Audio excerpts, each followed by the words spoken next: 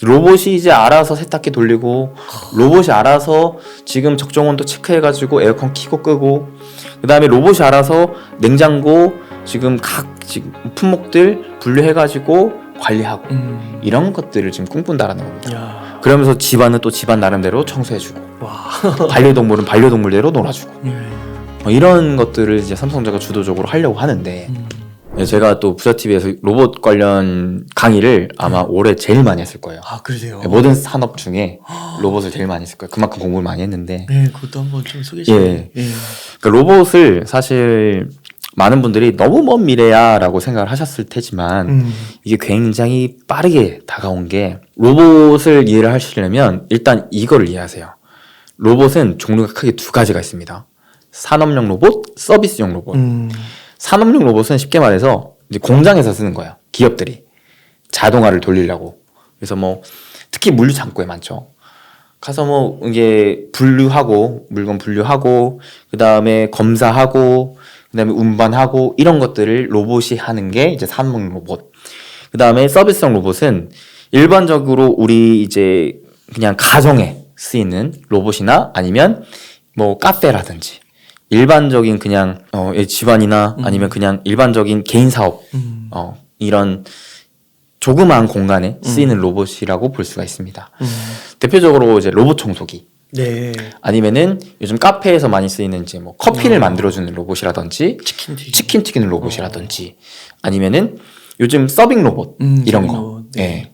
그리고 미국에서도 많이 쓰이고 있는데 배송 로봇 이런 거. 이런 게 이제 서비스용 로봇이라고 보시면 되세요. 근데 지금까지는 어떤 걸 중심으로 로봇 시장이 많이 컸었냐면 이 산업용 로봇이었습니다. 공장을 자동화를 돌려야 됐기 때문에 그래요. 왜냐? 일감들은 계속 많아집니다. 최첨단 시대로 들어가면서 정말 많은 물건들을 분류해야 되고 검사해야 되고 운반 배송해야 됩니다. 특히나 코로나 시국 때문에 이게 더 많아졌어요. 특히나 물류 창고들, 쿠팡, 아마존, 월마트 이런 것들 돈 엄청나게 벌었잖아요. 근데 일감들은 많이 늘어나는데 일할 손은 부족하다. 전 세계적으로 큰 문제인 고령화 시대와 저출산 시대가 겹치면서 야, 이제 일감은 많아지는데 일할 사람은 부족하고 심지어 특히 젊은 사람들이 일하려고도 안 해요. 눈이 높아져가지고 요즘은 예전처럼 젊은이들의 관심사가 취업이 아니에요. 퇴사예요, 퇴사. 네, 퇴사하고의 삶을 벌써부터 꿈꾸는 젊은이들이 너무 많아서 한편으로는 이해가 돼요. 그쵸. 뭐 근로소득으로 좀 답이 안 나오죠. 답이 안 나오니까. 그러니까 시대가 그렇게 만든 것도 있죠. 그러면서 사실 기업들 입장에서는 이게 굉장히 큰 리스크잖아요. 아니 일할 사람이 있어야 물건을 찍어내서 돈을 벌 텐데 그쵸. 특히나 우리나라 같은 경우는 제조업 국가이기 때문에 반도체, 자동차 이런 것들 사람 없으면 어떻게 만듭니까? 그렇다 보니까 야 여기에 이제 사람을 대체할 로봇이 필요해진 거예요. 그래서 로봇에 대한 투자를 그래서 제조업 공장을 많이 갖고 있는 중국, 우리나라 위주로 투자가 많이 됐었어요. 근데 초기 투자가 어려웠던 게 뭐냐면 솔직히 말해서 로봇에 우리가 투자를 해서 쓰는 것에 있어서 사람보다 더 나아야 될 거 아니에요. 물론 이제 뭐 성능이라든지 업무의 효율 이런 것들은 로봇이 월등히 높았어요. 다만 뭐가 아쉬웠냐? 비용적인 측면, 가성비가 아쉬웠다. 근데 로봇의 투자가 되게 빠르게 진행이 되면서 특히나 주요 부품들의 가격이 싸지면서 로봇이 이제는 비용이 사람만큼이나 싸졌어요. 여기에 요즘 들어 완성 로봇을 만든 업체들이 대다수가 뭘 하고 있냐면 그냥 파는 게 아니라 대여 렌탈 서비스를 많이 해줘요. 야, 너네가 지금 비용이 부담돼? 특히 중소기업들? 괜찮아. 월별로 이만큼만 내. 리스하는 거죠. 와. 그러면서 중소기업들 입장에서 로봇을 쓰는 데 있어서 비용이 크게 부담이 안 되는 거예요. 일단 요걸로 내가 렌탈해서 월별 쓰면은 그걸로 또 갚으면 되니까. 그러니까요. 이런 식으로. 그래서 지금 로봇의 수요가 굉장히 폭발적으로 늘어나고 있는 국면입니다. 그렇구나. 그래서 로봇이 중요한 거예요. 그래서 지금 기업들도 마찬가지로 자 아까 뭐라 그랬죠? 지금 탈세계화를 그랬어요. 이거는 50년 만에 나온 흐름인데 각 국가들이 자국의 안보 경제를 지키기 위해 대다수의 투자를 하고 있는데 그 가장 큰 골자가 뭐냐면 공급망 재편이에요. 자국의 공급망을 확보하겠다라는 거예요. 근데 미국도 그렇고 중국, 유럽도 그렇고 투자를 하긴 하는데 이럴 사람이 부족해요. 그러니까 이를 로봇으로 대체하려고 하는 움직임들이 대대적으로 나오고 있다. 그래서 로봇이 진짜 중요하다. 특히나 지금 가장 공장을 늘리려고 하는 게 누굽니까? 미국이기 때문에 여러분들이 이 산업용 로봇을 볼 때 있어서 미국 쪽의 투자 움직임에 주목을 해봐야 됩니다. 근데 이 중에서도 어떤 로봇이 지금 부각을 받고 있냐면 협동 로봇이에요. 협동 로봇이 뭐냐면 기존의 로봇이 이제 여러분들이 큰 대기업의 제조업 창고 같은 데 가보시면 아시겠지만 로봇이 하는 일들이 뭐냐면 단순 반복 작업이에요. 띵, 띵, 띵, 띵 이런 식으로 물건이 트레일러 타고 쭉 오면은 그냥 계속 띵, 띵 이렇게 운반하고 아니면 딱 보고 불량품이면 탁, 탁, 탁, 탁 이런 식으로 분류해내고 이런 것들을 로봇이 하는데 얘네가 사람 도움 필요 없이 할 수 있는 로봇들이 있어요. 근데 그거는 비용도 비싸고 부피도 커요. 그리고 이게 진짜 단순 반복 작업 하나의 일만 계속 반복하다 보니까 사실 그렇게까지 업무의 효율이 좋은 건 아니에요. 왜냐면 이때는 분류하고 이때는 운반하고 이런 것들을 그때그때마다 효율적으로 해줘야 되는데 이게 좀 제한적이다. 그러니까 요즘은 어떤 로봇들이 많이 부각이 되냐면 사람이 같이 쓴 사람 옆에서 사람을 도와주는 협동 로봇. 이게 또 소형화예요. 굉장히 작고 그다음에 작동법도 굉장히 쉽대요. 로봇의 기술자가 아니더라도 한 30분, 1시간 정도의 교육만 받으면 다 쓸 수 있는 부분이라서 협동 로봇이 굉장히 많이 부각을 받고 있습니다. 그래서 우리나라에 협동 로봇을 만들 수 있는 업체가 크게 3개가 있는데 그게 이제 두산이 있는데 두산은 상장이 안 되어 있고 두 번째가 레인보우 로보틱스. 그래서 실제로 레인보우 로보틱스가 상장 이후에 주가 흐름이 굉장히 좋아요. 그리고 마지막이 뉴로메카인데 아쉽게도 두산이랑 레인보우 로보틱스는 고객사들을 잘 확보를 하고 이제 좀 값싼 가성비를 많이 판매하면서 흑자를 보여줬어요. 그래요. 흑자예요, 벌써? 네, 흑자를 보여줬어요. 대다수의 로봇 업체들이 사실 적자 기업들이 많은데 얘네 둘은 이미 흑자이기 때문에 그래서 레인보우 로보틱스의 주가가 좋은 거예요. 퍼 100 넘고 막 그러잖아요. 그래서 저는 개인적으로 지금 레인보우 로보틱스를 여러분들 관심 가질 때는 아니다. 너무 비싸다. 이미 비싸다. 차라리 뉴로메카가 기술력도 있고 그 다음에 고객사도 확보되어 있고 고객사도 더 많이 확보하려고 하는 입장인데 얘가 아직 적자라서 주가가 좀 바닥이에요. 오히려 얘를 잘 공부하고 있다가 흑자 전환으로 돌아서는 시기에 여러분들이 맞서 투자해보시면 그래도 괜찮은 결과 나올 수 있지 않을까?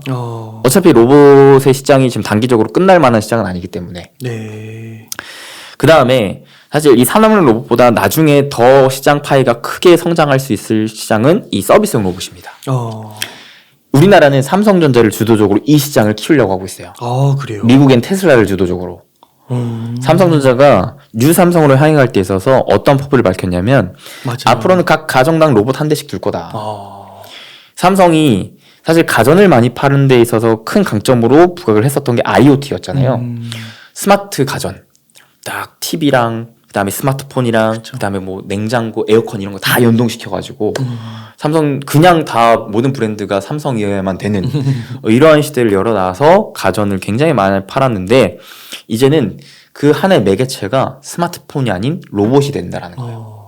로봇이 이제 알아서 세탁기 돌리고 로봇이 알아서 지금 적정 온도 체크해가지고 에어컨 켜고 끄고 그 다음에 로봇이 알아서 냉장고 지금 각 품목들 분류해가지고 관리하고 이런 것들을 지금 꿈꾼다라는 겁니다. 그러면서 집안은 또 집안 나름대로 청소해주고 반려동물은 반려동물대로 놀아주고 이런 것들을 이제 삼성전자가 주도적으로 하려고 하는데 그 다음에 이제 그러니까 이런 국면을 삼성전자는 일단 첫 번째로 청소용 로봇으로 먼저 좀 열어놓겠다라는 거예요.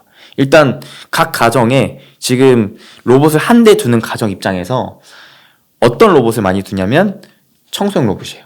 청소기 로봇. 이게 전체 비중이 80%가 돼요. 굉장히 높은 측면이거든요. 그래서 우리나라 입장에서 봤을 때는 이 청소기 로봇에 대한 부분을 봐야 되는데 이와 직접적으로 관련도가 높은 기업은 에브리봇이라는 기업이고요. 상장이 돼 있어요? 네. 그 다음에 조금 더 나는 크게 보고 싶다 하시는 분들은 에브리봇에 그러면은 약간 그 뭐라고 해야 되지? 고객사라고 해야 되나? 그게 삼성전자인 거죠? 네, 이게 삼성전자의 그 청소기 로봇에 대해서 직접적으로 납품하는. 그렇죠. 그리고 테슬라의 그 휴머노이드 로봇을 안 볼 수는 없을 것 같습니다. 테슬라는 이 휴머노이드 로봇이 완전 인간을 대체하기를 바라고 있어요. 그러면서 공장 역시 마찬가지로 그 로봇들이 완전히 인간을 대체하는 국면으로 자동화에 대한 성능을 훨씬 더 높이려고 하는 게 테슬라의 포부인데 야, 휴머노이드 로봇 아직까지는 꿈 같기 때문에 여러분들이 벌써부터 막 공부를 하시기보다는 차근차근 이런 흐름들을 좀 알아가시는 게 좋겠다. 근데 일단 로봇에 있어서 1차적으로 보실 게 핵심 부품인데 핵심 부품이 감속기, 모터가 있거든요. 네. 이것들을 원래는 일본이 주도적으로 했었어요. 근데 지금 워낙에 로봇 수요가 많다 보니까 이 일본 업체들에서 다 감당이 안 돼요. 그 정도예요. 네. 그래서 후발 업체들에게 좀 기회가 오고 있는 상황인데 우리나라 업체도 대표적인 게 이제 SPG, SBB테크 이런 기업들이 있습니다. 근데 이런 기업들은 이미 어느 정도 좀 올랐어요. 올랐어. 그래서 이제 차후에 로봇의 성능이 고성능화 될 때 있어서 뭐가 부과를 받게 되느냐를 좀 볼 것 같아요. 기본적인 부분이 아니라. 그래 봤을 때 이제 이 서비스형 로봇에서 점차 어떤 로봇이 또 많아질 거냐면 배송 로봇, 서빙 로봇이 많아질 가능성이 높아요. 그렇게 봤을 때 얘네들이 어떻게 움직이냐면 이제 자율주행을 해야 돼요. 네. 특히 배송 로봇 같은 경우. 그러면 점점 어떤 모멘텀을 띈 업체들이 부과를 받게 되냐면 자율주행 기술을 갖춘 이 물류 로봇들을 만들 수 있는 업체들이 부각받을 가능성이 높다. 실제로 제가 요즘 밥 먹으러 식당에 가도 그냥 자율적으로 지 혼자 움직이는 서빙 로봇들이 꽤 많아졌어요. 맞아요. 근데 이게 아쉽게 대부분이 다 중국 쪽이에요. 그래요? 네, 중국 로봇이 대다수가. 근데 지금 누가 로봇에 투자를 지금 집중적으로 하고 있다고 했어요? 미국. 중국 거 안 쓸 가능성이 높아요. 우리나라 쪽으로 기회가 또 올 수 있습니다. 그렇구나. 우리나라 쪽으로 이 업계의 경력이 30년 이상이고 수많은 경기 침체도 이겨냈고 그다음에 이런 자율주행 기술력까지 모멘텀을 갖춘 기업이 크게 두 개가 있는데 그게 로보티즈랑 유진 로봇이에요. 얘네가 아직까지는 밸류가 그렇게 높진 않아요. 잘 공부해 보시면 내년부터는 그래도 좋은 결과 얻지 않을까 싶어요. 진짜 대단하신 것 같습니다. 수빈쌤 이런 걸 어떻게 또 공부를 다 하시고. 아까 저도 그 아는 지인이 네. 칭화대를 나오셨는데 네네. 2016년인가? 그때 16년, 17년 이때인데 칭화대에서 공부할 때 로봇이 학교를 돌아다녔대요. 네. 식당도 그렇고. 그러니까 네. 중국이 로봇이 진짜 맞아요. 빠른 것 같아요. 중국이 로봇에서 가장 앞서 나가고 있어요. 얘네는 오죽하면은 베이징 올림픽 때 선수들 그 음식 만드는 것도 다 로봇이 만들었대요. 서빙도 다. 그러니까. 근데 근데 이게 어떻게 보면은 우리에게 행운일 수도 있고 기회일 수도 있고. 그쵸. 미국과 중국이 패권 싸움을 하면서 그 틈새 시장을 공략할 수 있겠군요. 네. 와, 그렇군요.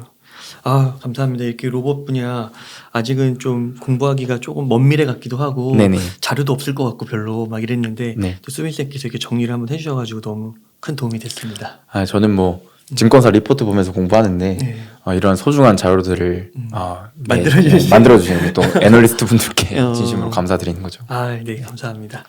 그러면 수빈 쌤 요거까지만 좀 여쭤볼게요. 네네. 아까 이제 2차 전지 신재생 카메라 5G 네. 또 이렇게 로봇도 좀 정리를 해주셨는데 네. 이제 저희 질문 1억 정도 현금이 지금 있습니다. 네네. 포트폴리오를 어느 정도 비중으로 좀 실으시겠나요? 저는 일단 절반은 그냥 현금으로 내둘 것 같아요. 네. 네, 절반은. 그리고 현금으로 내두면서 요즘에 또 금리 높은 적금 상품들 많이 나오고 있잖아요. 예금으로. 네. 예적금으로 좀 굴리면서 시장이 좋아질 때를 좀 대비하고 싶다. 준비하고 싶다. 기다리고 싶다. 안전자산으로.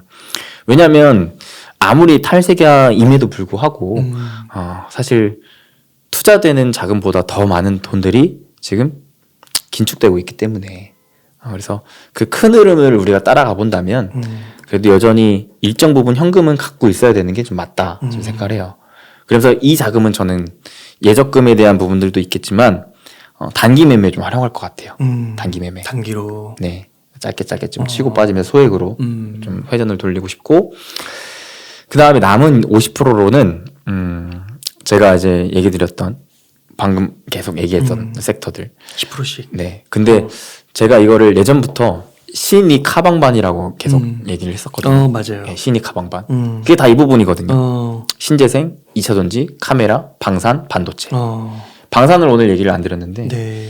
방산도 마찬가지예요. 지금 이미 러시아 전쟁이 터진 국면이기 때문에 특히 유럽을 중심으로 해가지고 대다수의 뭐 중동, 미국, 중국도 마찬가지 방산에 대한 예산안을 계속 넓히고 있는 상황이라 우리나라 방산주들의 기회가 계속 열리고 있죠. 그리고 방산주들이 좋은 게 우리나라 입장에서 봤을 때 방산 기업들이 우주까지 지금 하고 있어요. 우주 항공까지. 그래서 제가 아까 첨단 과학기술 얘기하면서 AI 보안 우주 말했잖아요. 맞아요. 그 우주에 대한 측면 역시 우리나라 방산업체들이 또 미래 먹거리로 향해 가고 있기 때문에 같이 볼 필요가 있겠다. 그래서 저는 이 5가지 분야의 비중을 10%씩 할 것 같은데 한 번에 10% 담지는 않을 거예요. 차근차근 저는 최소한 5분할, 네. 최소한 5분할로 해서 뭐 2%씩 제가 원하는 적정 가격대 이하로 떨어진다면 반등세를 좀 포착하면서 담아가겠죠. 그 떨어졌을 때 추매하는 거는 뭐 5% 10% 이런 기준이 있으신가요? 저는 단기 매매랑 좀 중장기 매매랑 달라요. 단기 매매는 저는 지지 라인을 꼭 2가지는 확보하고 애초에 매수를 들어가는데 그때 있어서 2분할로만 하거든요. 매수를 1차 매수, 2차 매수. 그건 똑같은 비중으로. 2차 매수가 밑에 이제 손절 라인이 깨지면 바로 손절하고. 그래서 2차 매수가 안 오고 그냥 올라가면 그냥 적은 비중으로 수익 보고 그렇게 하고 중장기 투자는 저는 그러니까 단기 매매는 전 상승 추세 좋아하고 중장기 투자는 저는 오히려 하락 추세 좋아해요. 왜냐하면 좀 더 싸게 모아갈 수 있으니까. 하락 추세 때 최소한 쌍바닥에 잡히는 흐름이 나온다면은 그때 한 번씩 사요. 그때는 크게 가격에 구애받지 않고 내가 생각했던 가격보다 싸다면 그때는 그냥 과감 없이 삽니다. 감사합니다. 그 방산 쪽은 네. 하나 에어로스페이스 같은 거 보면 될까요? 예, 좋죠. 네. 너무 감사드립니다. 네. 그러면은 수빈쌤 오늘 시청자분들께 마지막으로 하고 싶으신 말씀이나 강조하고 싶으신 말씀 있다면 좀 부탁드릴게요. 네. 오늘 제가 경기 침체임에도 불구하고 여러분들께 투자의 기회다, 투자를 해야 할 때다라는 얘기를 드렸는데요.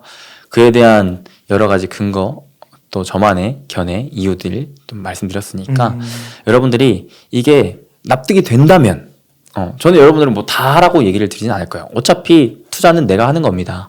내 소신껏 내가 확신을 가질 수 있을 때 하는 것이기 때문에 저는 그래요. 저도 역시 마찬가지로 지금 이 시장에 있어서 사실 올해 상반기까지는 저도 되게 애매하더라고요. 이게 도대체 어떻게 되는 건가. 처음 보는 시장에 저도 되게 많이 어지럽고 그래서 오히려 투자를 안 했어요. 근데 그러다가 하반기 때부터 계속 공부를 하면서 야 이거는 오히려 위기가 아니라 기회구나 싶어서 저는 오히려 저만의 확신을 갖고 슬슬 투자에 다시 임하고 있는 상황이거든요. 그래서 여러분들도 마찬가지로 정말 여기 웅달책방 채널에도 많은 또 전문가분들이 나와서 다양한 인사이트들 공유해 주실 거예요. 근데 그 중에는 낙관론자도 있을 거고 부정론자도 있을 거예요. 그죠? 그리고 이 산업이 좋다라고 얘기하는 사람도 있고 또 다른 산업이 좋다라고 얘기하는 사람도 있고 뭐 이런 방법으로 투자를 하는 게 좋다라는 얘기를 하는 사람도 있을 겁니다. 근데 그거는 그분들의 다 주관적인 견해일 뿐입니다. 여러분들의 견해는 아니라는 거예요. 여러분들은 그런 다양한 전문가들의 말을 다 듣고 이러한 분야는 내가 생각하지 못했는데 이러한 이유 근거들이 있구나. 난 이게 진짜 납득이 된다. 나의 확신을 가졌을 때 비로소 그런 방식의 투자를 해보고 결과까지 좀 보셨으면 좋겠어요. 항상 투자는 결과를 보기 위해서 하는 것인데 안타깝게도 그 과정 중에 포기하시는 분들이 너무 많아요. 결과를 봐야 피드백이 가능하거든요. 내가 이 방향으로 갔을 때 틀어졌으면 뭐가 잘못됐었지 하면서 피드백해서 다시 또 가면 되는데 과정 중에 포기하면 그 피드백이 어려워요. 잘 되면 잘 된 거 계속 하면 되는데 그래서 여러분들이 꼭 일단 우선시 지금 시장이 정말 투자하기 굉장히 어려운 시기이 맞기 때문에 나의 확신을 가질 때까지는 열심히 공부하시고 확신을 가졌을 때는 내가 생각했던 결과를 볼 때까지는 우직하게 과정을 잘 버텨내고 이겨내 보셔라. 그 다음에 그 값진 결과를 좀 보셨으면 좋겠어요. 그게 좋으면 정말 좋은 거고 혹시라도 안 좋았으면 그래도 우리가 인생 거기서 막을 내리는 건 아니기 때문에 또 다음에 또 투자 기회를 계속해서 찾아내면서 여러분의 계좌를 계속 불려나가시는 좀 성공적인 현명한 투자자 되셨으면 좋겠습니다. 아, 네. 이렇게 아낌없이 귀한 인사이트 많이 남겨주셔서 감사드리고 시청자님들께서 오늘 수빈쌤이 좀 언급해주신 그런 기업이나 섹터 그리고 세계의 정황 그런 것들을 한번 공부해 보시면 네네. 너무 좋을 것 같습니다. 이렇게 해서 유튜브 채널 부자TV의 수빈쌤을 모시고 이야기를 나눠봤습니다. 긴 시간 동안 유익한 인사이트 많이 나눠주셔서 감사의 말씀드립니다. 오늘 고생 많으셨습니다. 네, 감사합니다.